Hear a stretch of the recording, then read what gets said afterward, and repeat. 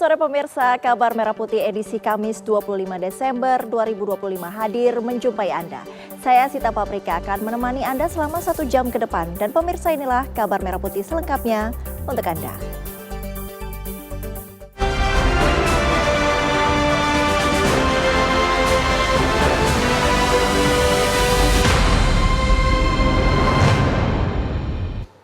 Kita mulai kabar pertama, Presiden Prabowo Subianto menyaksikan secara langsung penyerahan keuangan negara senilai 6,6 triliun rupiah kepada pemerintah yang berasal dari penanganan tindak pidana korupsi oleh Kejaksaan RI, serta hasil kerja Satuan Tugas Penertiban Kawasan Hutan. Pada Menteri Pertahanan. Kejaksaan Agung menyerahkan uang rampasan dan denda administratif penyalahgunaan kawasan hutan senilai 6,6 triliun rupiah kepada negara. Tumpukan uang senilai 6,6 triliun rupiah ditumpuk di lobi gedung Jampitsus Kejagung.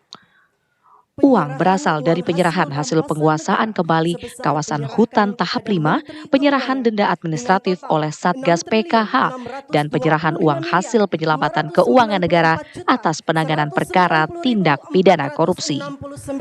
Jaksa Agung ST Burhanuddin kemudian menyerahkan uang rampasan dan denda administratif ini secara simbolik yang disaksikan langsung oleh Presiden Prabowo Subianto. Dalam sambutannya, Presiden Prabowo mengapresiasi kinerja Satgas PKH yang ia bentuk pada awal tahun 2025 itu. Ini adalah suatu kehormatan bagi saya dan juga kebahagiaan saya diundang untuk menyaksikan penyerahan hasil penyelamatan keuangan negara dan penagihan denda administratif sebesar 6,6 triliun lebih sebagai hasil kerja keras dari Satgas Penertiban Kawasan Hutan yang telah saya bentuk pada tanggal 21 Januari 2025. Dengan peraturan Presiden nomor 5. Saudara-saudara sekalian, juga tadi dilaporkan Satgas berhasil menguasai kembali 4 juta hektar lebih kawasan hutan yang tidak tertib, yang melanggar undang-undang, melanggar peraturan, melanggar ketentuan.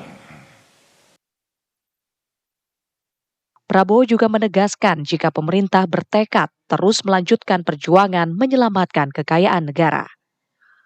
Dari Jakarta, tim TV One mengabarkan.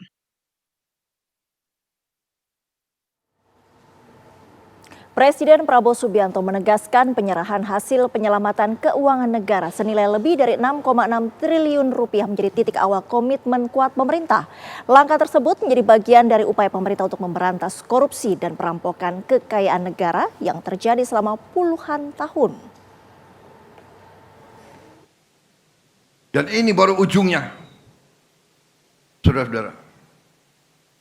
Waktu saya dilantik, saya sudah katakan, saya ajak bangsa Indonesia untuk berani menghadapi kekurangan, berani menghadapi kenyataan, walaupun pahit, untuk kita survive sebagai bangsa. Saudara-saudara, berkali-kali saya katakan,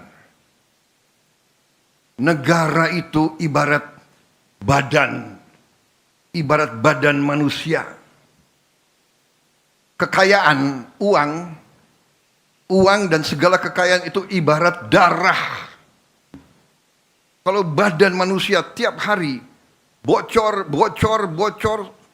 sekian cc, di ujungnya badan itu kolaps, mati. Negara sama. Di ujungnya kekayaan kita bocor, dirampok, dicuri, laporan palsu, under invoicing, pejabat disogok,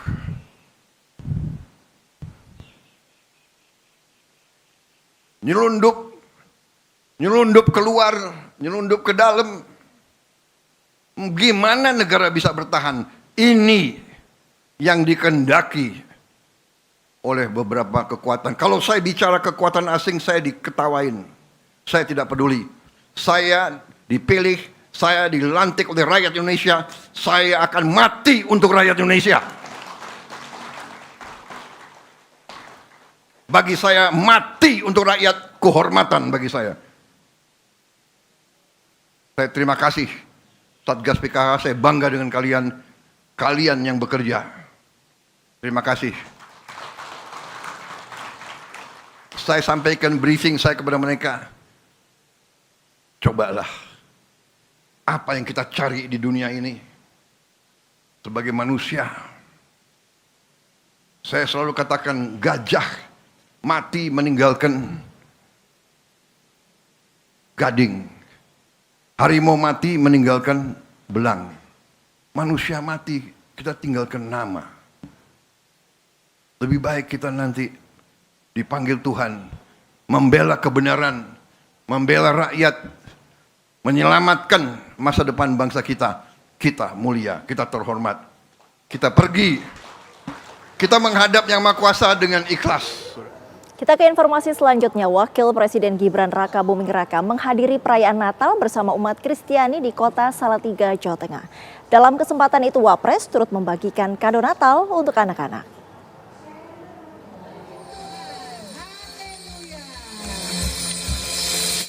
Perayaan Natal di Salatiga, Jawa Tengah dipusatkan di lapangan alun-alun Pancasila yang dihadiri ribuan umat Kristiani dari 106 gereja yang tergabung dalam Badan Kerjasama Gereja-Gereja Salatiga atau BKGS. Acara tersebut semakin istimewa dengan kehadiran Wakil Presiden Gibran Raka Buming Raka. Selain menyapa dan menyalami warga yang hadir, Gibran juga membagikan kado Natal bagi anak-anak yang disambut dengan kegembiraan. Dalam sambutannya, Gibran mengapresiasi kota Salatiga sebagai salah satu kota paling toleran di Indonesia. Ia pun mengajak seluruh jemaat untuk mendoakan keselamatan warga terdampak bencana di Pulau Sumatera. Tak lupa kita doakan saudara-saudara kita yang ada di Aceh, Sumatera Barat dan Sumatera Utara. Kami dari pemerintah terus mengupayakan untuk percepatan penanganan dan pemulihan pasca bencana. Ini saya juga ucapkan selamat ke Pak Wali, seluruh Salatiga, karena Salatiga ini adalah kota paling toleran di Indonesia. Kemeriahan ibadah Natal di Salatiga terlihat sejak pukul 4 pagi.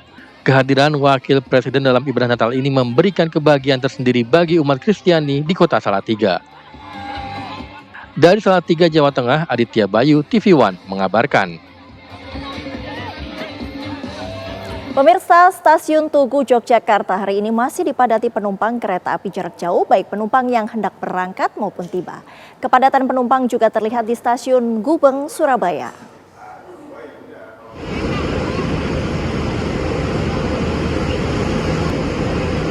Memasuki hari ke-8 masa angkutan Nataru, Stasiun Tugu Yogyakarta masih dipadati penumpang. Dari data KAI Daob 6 Yogyakarta, volume penumpang yang berangkat dari Stasiun Tugu sebanyak 15.253 penumpang, sedangkan yang tiba sebanyak 16.488 penumpang. Sementara untuk seluruh wilayah Daob 6 Yogyakarta, volume penumpang mencapai lebih dari 66.000. Jumlah ini naik 18% dibanding periode Nataru tahun lalu.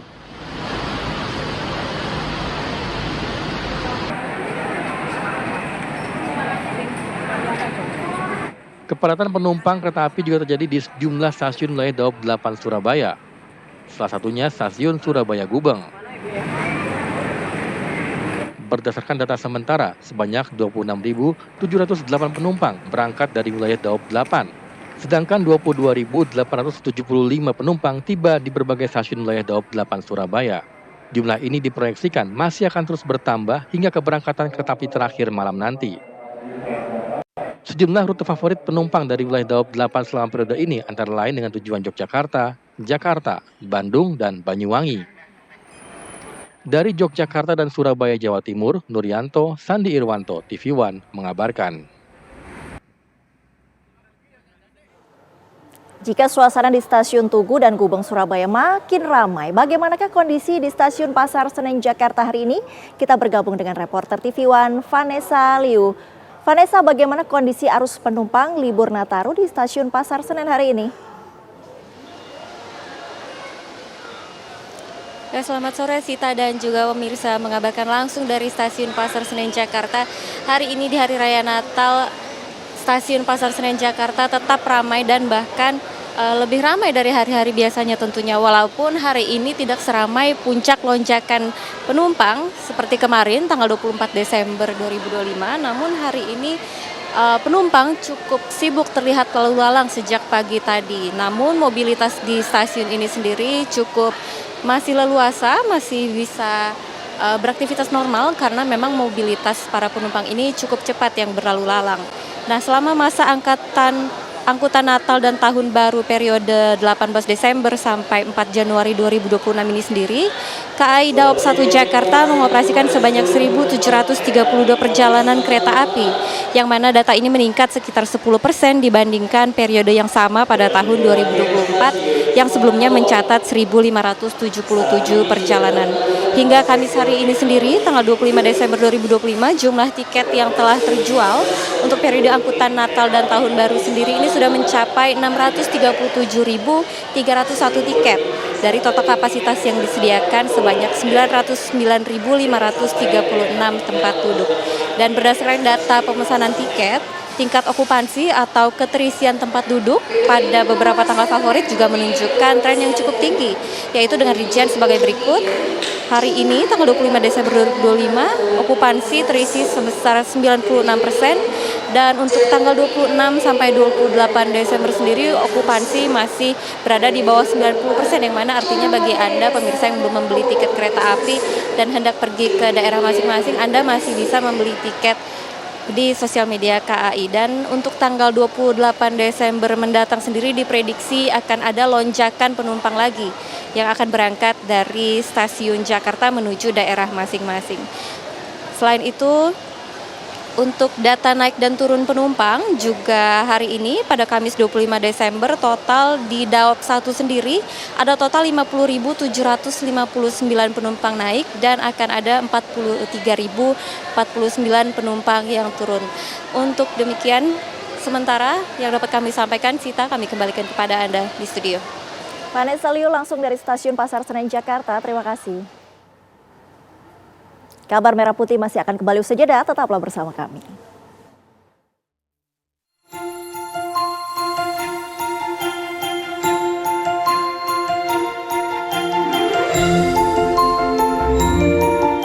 Assalamualaikum warahmatullahi wabarakatuh. Salam, Om Swastiastu, Nama Budaya, Salam Kebajikan. Saya Panglima Tentara Nasional Indonesia, Jenderal TNI Agus Subianto, mengucapkan Selamat Natal tahun 2025 kepada umat Kristiani di seluruh Indonesia, khususnya pemirsa TV One. Semoga Hari Raya Natal dinikmati oleh seluruh umat Kristiani dalam keadaan damai dan penuh berkah. Saya juga mengucapkan Selamat Tahun Baru 2026. Mari kita songsong tahun 2026 dengan semangat persatuan, kerja keras, dan optimisme. TNI senantiasa hadir menjaga kedaulatan, melindungi segenap bangsa, dan mendukung setiap upaya mewujudkan Indonesia yang berdaulat, maju, dan sejahtera. Semoga Tuhan Yang Maha Esa senantiasa melindungi kita semua. Wassalamualaikum warahmatullahi wabarakatuh. Salam. Om Santi Santi Santi Om. Nama Budaya, Salam Kebajikan. TNI Prima, profesional, responsif, integratif, modern, dan adaptif.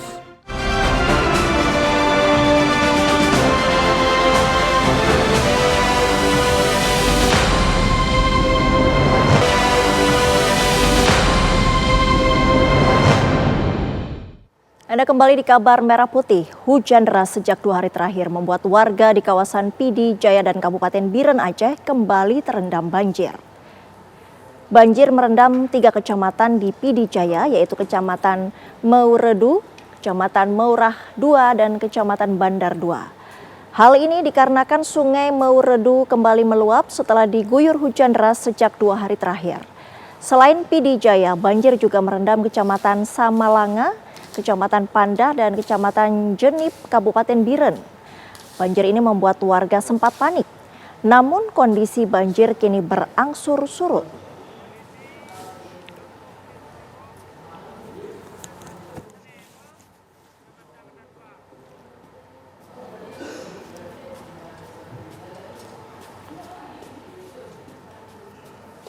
Pasca terhubungnya jembatan Tepin Mani, jalur lintas Biren Takengon sudah bisa dilalui. Tim gabungan Kementerian PU, TNI, Polri, serta masyarakat bahu-membahu membuka jalur terisolir akibat banjir bandang akhir November lalu.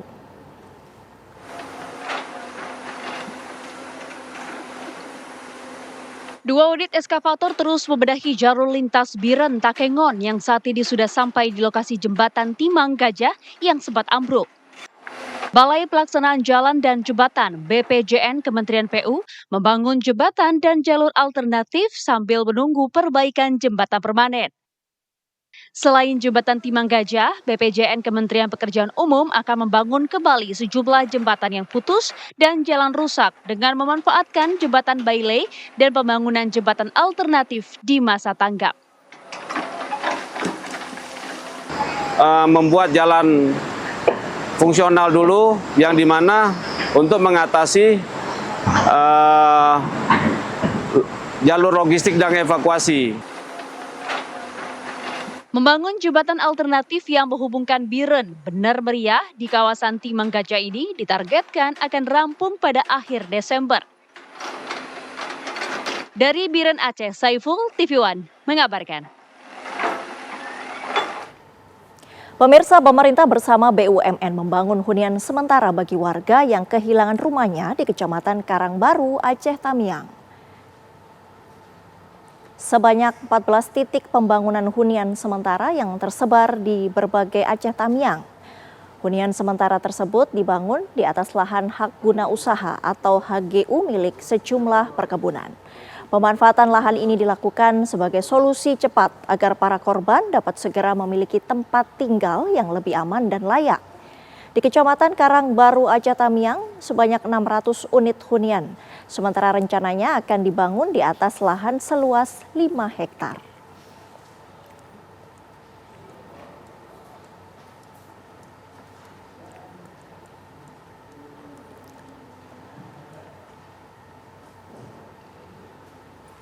Kami ajak Anda bergabung dengan reporter TV One Alvin Saputra di Aceh Tamiang yang akan mengabarkan rencana pembangunan hunian sementara untuk warga terdampak bencana.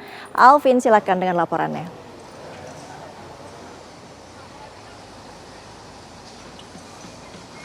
Ya baik Sita dan juga pemirsa, memang sudah hampir 1 bulan pasca terjadinya bencana banjir bandang dan juga tanah longsor di Provinsi Aceh, dan memang saat ini dari pemerintah sendiri dan stakeholder terkait memang memfokuskan untuk melakukan pemulihan pasca terjadinya bencana. Dan tempat saya mengabarkan, Sita dan juga pemirsa, di belakang saya ini sedang dilakukannya untuk proses pembangunan hunian sementara ataupun huntara yang dilakukan oleh pemerintah dan juga BUMN. Dan ini tepat merupakan hari kedua untuk pembangunan huntara ini untuk nantinya para korban banjir bandang dan juga tanah longsor di Provinsi Aceh, dikarenakan memang kebanyakan masyarakat ya di Aceh Tamiang ini rumah dan bangunannya rusak akibat terkena banjir bandang dan juga tanah longsor pada beberapa waktu yang lalu. Dan untuk pembangunan sendiri Sita dilakukan ini di daerah Karangbaru, Aceh Tamiang, yang memang merupakan salah satu tempat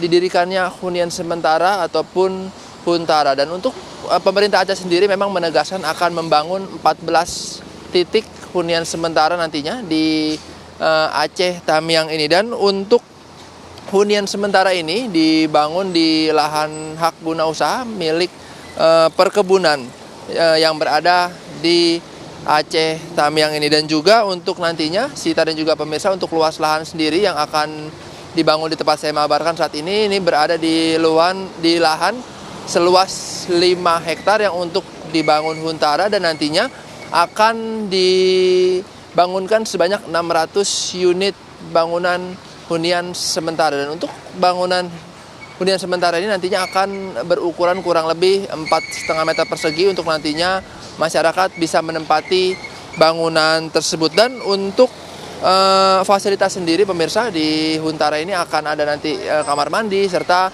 kamar mandi untuk masyarakat sendiri. Dan nantinya memang untuk pengerjaan huntara ini akan terus dikerjakan hingga 1 hingga 2 minggu ke depan. Sementara Sita, untuk informasi kembali ke studio. Alvin Saputra langsung dari Aceh Tamiang, Aceh, terima kasih.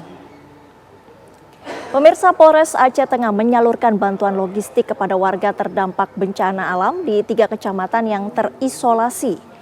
Penyaluran bantuan dilakukan di Kecamatan Ketol, Kecamatan Bintang, dan Kecamatan Rusip Antara. Kegiatan tersebut dipimpin langsung oleh Kapolres Aceh Tengah AKBP Muhammad Taufik.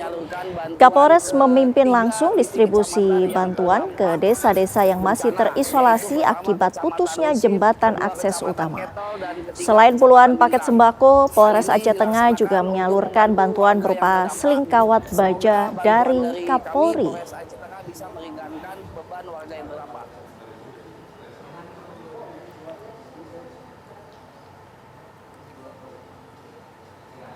Pemerintah akan memperbaiki sejumlah situs warisan budaya yang terdampak banjir dan longsor. Kabarnya usai jeda. Tetaplah di Kabar Merah Putih.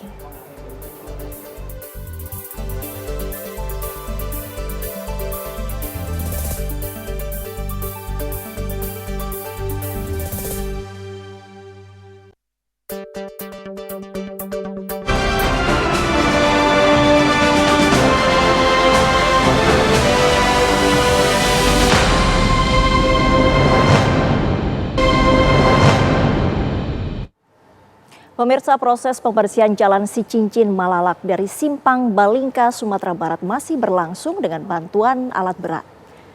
Sebanyak 2 alat berat dari salah satu perusahaan BUMN dikerahkan untuk membersihkan sisa-sisa tanah yang menutupi sebagian Jalan Sicincin Malalak. Sejumlah titik yang sempat tertutup oleh tanah longsor kini mulai terbuka dan bisa dilintasi kendaraan roda 4. Setidaknya ada kurang lebih 15 titik yang tertutup sebagian oleh longsor di sepanjang 7 km Jalan Sicincin Malalak. Pembersihan jalan pun ditargetkan selesai pada akhir tahun 2025.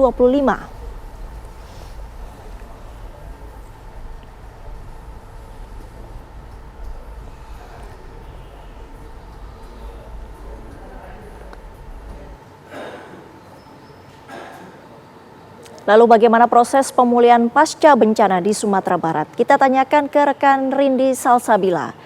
Rindi, apa perkembangan terbaru dari proses pemulihan di lokasi terdampak bencana di Sumatera Barat? Ya, selamat sore Sita dan juga pemirsa. Berkaitan dengan pasca bencana di Sumatera Barat pada 4 pekan yang lalu, memang untuk dari pemerintah Provinsi Kabupaten Agam ini memutuskan untuk memperpanjang masa tanggap darurat di Kabupaten Agam, yakni selama 2 pekan dari tanggal 23 Desember 2025 hingga 5 Januari 2026. Yang mana artinya selama 2 pekan ini pemerintah Kabupaten Agam akan melanjutkan kegiatan pemulihan yang belum sempat terlaksana atau belum selesai, yang mana diantaranya adalah pembersihan material longsor dan juga banjir bandang, lalu juga membangun huntara, yang mana salah satunya adalah di Sekolah Dasar Negeri 5 Kayu Pasak, Palembayan, Kabupaten Agam, Sumatera Barat, yang mana untuk tahap pertama ini ditargetkan selesai pada 30 Desember 2025, yang mana untuk huntara yang dibangun adalah sejumlah 117 rumah hunian sementara. Adapun terkait pencarian korban, ini pemerintah Kabupaten Agam memutuskan untuk dihentikan seluruhnya pencarian korban yang hilang karena memang dari pihak keluarga sudah mengikhlaskan.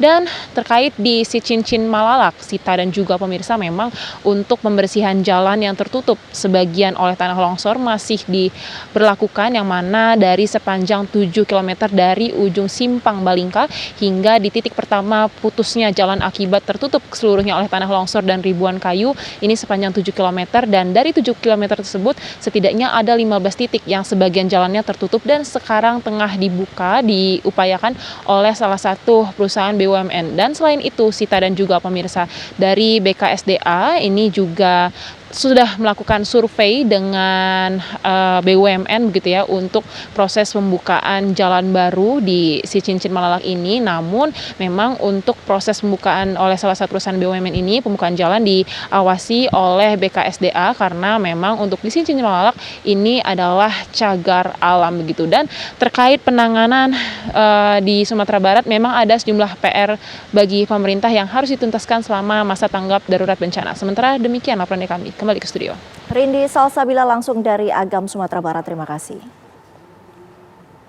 Pemirsa, Menteri Kebudayaan Fadlizon meninjau jembatan Jembar yang menjadi bagian dari salah satu situs warisan budaya dunia tambang batubara Ombilin. Pemerintah akan melakukan perbaikan pada jembatan dan lintasan kereta api yang rusak akibat bencana banjir dan longsor. Jalur kereta api Lembah Anai yang terkena dampak banjir bandang beberapa waktu lalu kini mulai mendapatkan perhatian khusus dari Kementerian Kebudayaan Republik Indonesia. Pemerintah berencana akan melakukan perbaikan terhadap jembatan tersebut atau melakukan elevasi dengan menaikkan posisi jembatan sehingga tidak terkena dampak banjir di kemudian hari. Di Sumatera Barat sendiri ada 89 cagar budaya yang terkena dampak dari banjir bandang yang terjadi beberapa waktu lalu.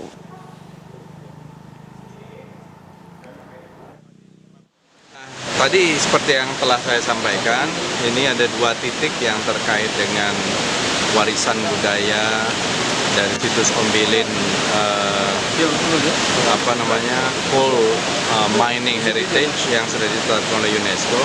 Kita bermaksud untuk penguatan ini, dan yang di bawah yang persis di Lembah Anai kita harapkan mungkin sesuai dengan saran-saran dan masukan bisa kita naikkan, jadi elevasinya bisa lebih tinggi sehingga ketika terjadi banjir dari air terjun Lembah Anai itu jalan ini masih bisa dilintasi. Pertamina Hulu Rokan atau PHR mengenalkan teknologi CEOR atau Chemical Enhanced Oil Recovery untuk mendongkrak produksi minyak di lapangan tua yang masih menyimpan cadangan namun sulit dikeluarkan dengan metode konvensional. Berikut laporan Virgi Dainas dan juru kamera Aliansyah. Iya pemirsa, saat ini kami berada di lapangan CEOR yang tepatnya di Pertamina Rokan Hulu di Riau, Pekanbaru. Kami penasaran kira-kira ini ada teknologi terbaru yaitu chemical injeksi yang menggantikan teknologi air. Kira-kira bagaimana proses dari pengambilan minyak ini dan bagaimana targetnya sendiri untuk pastinya minyak? Kita langsung tanyakan saja pada senior manager di area ini. Halo Bapak, selamat pagi. Selamat pagi. Bapak terima kasih sudah berkenan diwawancara. Bapak ini kan tempat baru dibangun sekali. Boleh mungkin dijelaskan untuk edukasi kepada masyarakat sebenarnya ini tempat apa sih Pak? Oke, baik, terima kasih. Saat ini kita berada di fasilitas CEOR Minas Area A, di mana CEOR Minas Area A ini adalah penerapan teknologi yang saat ini sedang diterapkan oleh Pertamina Hulu Rokan untuk perolehan minyak yang lebih baik setelah kita melakukan injeksi air di sumur-sumur yang sudah mature, yang sudah tua. Saat ini kita akan menginjeksikan tiga chemical, itu dari alkali, surfaktan dan polimer, di mana semua chemical tersebut kita lakukan proses di fasilitas yang ada saat ini. Kita pencampuran alkali dengan air dan juga polimer dengan air, kemudian dengan menambahkan surfaktan kita injeksikan ke sumur untuk mendapatkan perolehan minyak yang lebih banyak. Pak, ini ada perubahan dari air menjadi injeksi chemical. Berarti efektivitas sendiri untuk merubah teknologi yang sebelumnya ke teknologi sekarang itu seberapa jauh, Pak? Baik, jadi kalau teknologi perolehan minyak itu kan ada 3 tahap. Pertama primary, di mana primary itu kita tanpa adanya injeksi dan yang lain-lain yang sudah jauh ya. Saat ini di Minas itu diterapkan teknologi penerapan dengan injeksi air, di mana injeksi airnya itu sudah maksimal, sudah optimal, sehingga recovery-nya sudah mentok gitu ya. Di mana kita perlu teknologi yang berikutnya tertiary recovery, di mana salah satunya yang saat ini kita terapkan adalah chemical yang kita injeksikan ke reservoir untuk mendapatkan perolehan minyak dengan Nah, dengan target recovery mencapai 12 sampai dengan 16%. Baik. Pak, ini kira-kira sudah baru dibangun. Kira-kira berapa lama kami, mestinya masyarakat ini bisa melihat hasil dari teknologi chemical injeksi ini?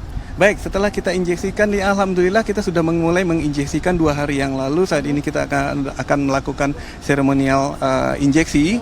Kita harapkan dalam 5-6 bulan ke depan kita akan melihat hasil dari injeksi yang akan mendapatkan perolehan minyak yang lebih banyak. Seperti itu. Terakhir Pak, persentase keberhasilan atau aktivitas yang bisa ditawarkan Pertamina dari adanya ini, karena ini kan merupakan investasi yang lumayan besar ya Pak. Berapa persen investasi keberhasilan dari chemical injeksi ini? Baik, terima kasih. Jadi sebelumnya kita sudah melakukan beberapa kali uji coba, baik itu di lapangan yang lebih kecil dan juga di lab.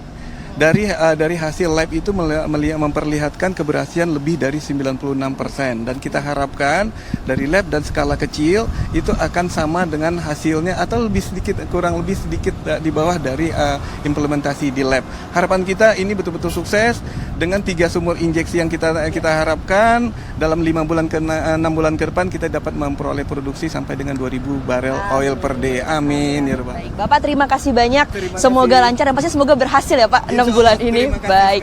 Ya pemirsa, itulah dia bagaimana nanti dari teknologi chemical injeksi ini akan bekerja. Kita akan bisa melihat hasilnya sekitar 5 sampai dengan 6 bulan ke depan dari lapangan Minas A Pertamina, Pekanbaru Riau, Virgi Dainas dan juga Aliansyah. Tim TV One mengabarkan.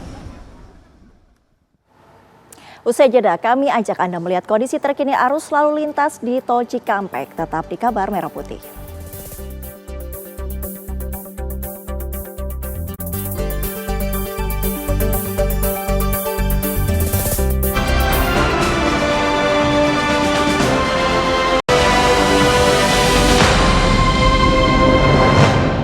Anda masih menyaksikan Kabar Merah Putih. Pada libur Natal hari ini, arus lalu lintas di ruas tol Jakarta Cikampek, Karawang, Jawa Barat terpantau padat Kamis siang. Kepadatan kendaraan yang melintas dari arah Jabodetabek menuju Cikampek sudah terpantau sejak Kamis pagi. Kendaraan yang didominasi mobil pribadi hanya bisa melaju dengan kecepatan di bawah 20 km per jamnya. Bahkan di ruas kilometer 55 terjadi kemacetan panjang. Untuk mengurai kepadatan, petugas kepolisian dan jasa marga memberlakukan sistem lawan arus atau kontraflow. Kontraflow diberlakukan 1 lajur arah Cikampek dan dibuka mulai dari kilometer 47 Karawang Barat hingga kilometer 65 arah Cikampek. Meski kontraflow telah diberlakukan, namun akibat volume kendaraan meningkat mengakibatkan lajur utama tetap padat.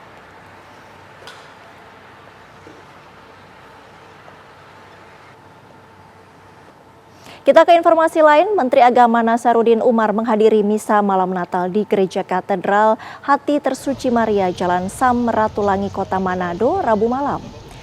Kehadiran Menak di tengah umat Katolik disambut hangat dan penuh hikmat, menegaskan semangat kebersamaan lintas iman yang telah lama mengakar di Sulawesi Utara. Dalam sambutannya di hadapan umat, Nasaruddin Umar menyampaikan pesan Natal yang menekankan pentingnya menjaga kerukunan antar umat beragama sebagai fondasi kehidupan berbangsa. Menurut Menteri Agama, Kota Manado memiliki posisi istimewa sebagai laboratorium kerukunan antar umat beragama di Indonesia. Keberagaman yang hidup berdampingan secara harmonis di Manado dinilai sebagai contoh nyata bahwa toleransi bukan sekadar wacana, melainkan praktik sehari-hari yang perlu terus dirawat dan diwariskan.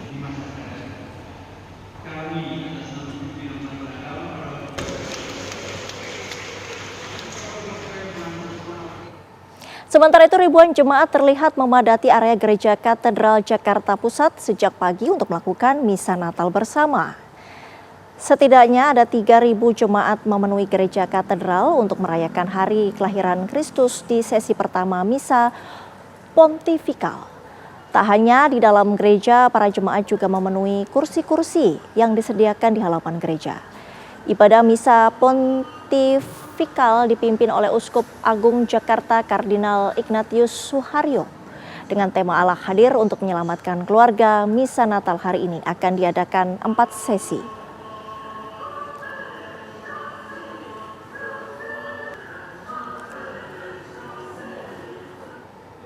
Kabar Merah Putih masih akan kembali usai jeda, tetaplah bersama kami.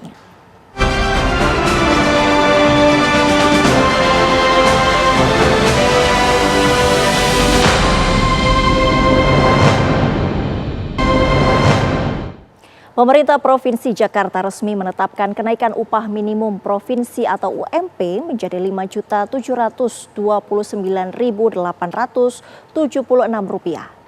Angka ini naik 6,17% atau sebesar Rp333.115 dan yang akan berlaku pada 1 Januari 2026 mendatang.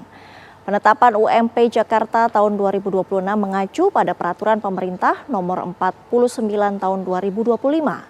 Dalam aturan tersebut, Dewan Pengupahan menyepakati penggunaan alfa 0,75 sehingga kenaikan UMP dipastikan berada di atas laju inflasi DKI Jakarta. Telah disepakati untuk kenaikan upah minimum Provinsi DKI Jakarta atau UMP tahun 2026 sebesar Rp5.029.876. UMP sebelumnya sebesar Rp5.396.761, maka kenaikannya sebesar 6,17% atau Rp333.115. Wakil Menteri Pariwisata Niluh Puspa meninjau kesiapan destinasi wisata di kawasan Pantai Carita, Kabupaten Pandeglang, Banten. Kunjungan ini bertujuan untuk memastikan kesiapan destinasi wisata dalam menghadapi lonjakan pengunjung selama libur Natal dan Tahun Baru 2025 ini. Kesiapan diantaranya dari segi kelengkapan fasilitas pendukung serta dari segi ketersediaan mitigasi ketika terjadi krisis atau kecelakaan yang dialami wisatawan di sebuah destinasi. Niluh Puspa harus memastikan masyarakat atau wisatawan merasa senang dan mendapatkan pengalaman ketika berwisata khususnya di Kabupaten Pandeglang.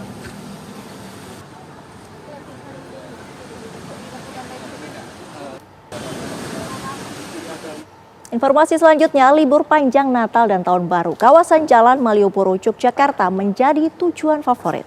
Sementara Gua Maria Tritis di Gunung Kidul menjadi wisata religi yang sangat menenangkan.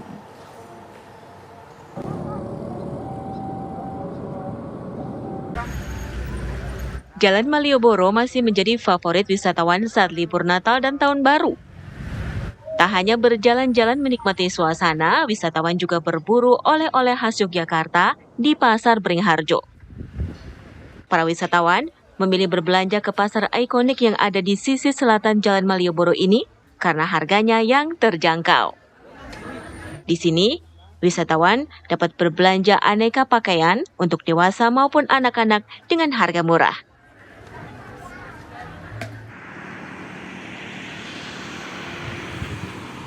Masih di Yogyakarta, sejumlah tempat suci ramai dikunjungi umat Kristiani untuk berdoa, di antaranya Gua Maria Tritis yang terletak di kawasan perbukitan Kapur, sisi selatan Kabupaten Gunung Kidul.